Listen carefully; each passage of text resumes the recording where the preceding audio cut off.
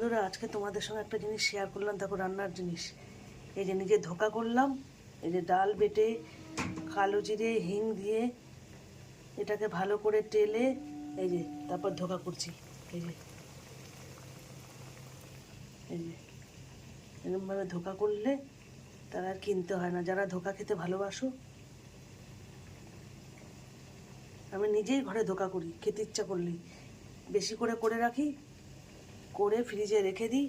কিছুটা অন্য দিনের জন্য রেখে দিই, আর কিছুটা করব।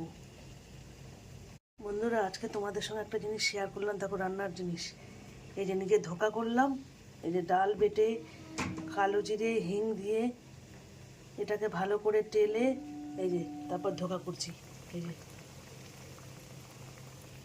এই যে এরকমভাবে ধোকা করলে তারা আর কিনতে হয় না। যারা ধোকা খেতে ভালোবাসো,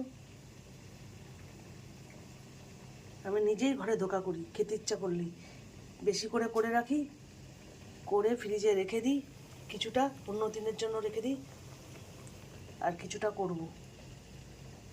বন্ধুরা, আজকে তোমাদের সঙ্গে একটা জিনিস শেয়ার করলাম। দেখো, রান্নার জিনিস। এই যে নিজে ধোকা করলাম। এই যে ডাল বেটে কালো জিরে হিং দিয়ে এটাকে ভালো করে টেলে এই যে তারপর ধোকা করছি। এই যে এই যে এরকমভাবে ধোকা করলে তারা আর কিনতে হয় না। যারা ধোকা খেতে ভালোবাসো, আমি নিজেই ঘরে ধোকা করি। খেতে ইচ্ছা করলেই বেশি করে করে রাখি, করে ফ্রিজে রেখে দিই। কিছুটা অন্য দিনের জন্য রেখে দিই, আর কিছুটা করব।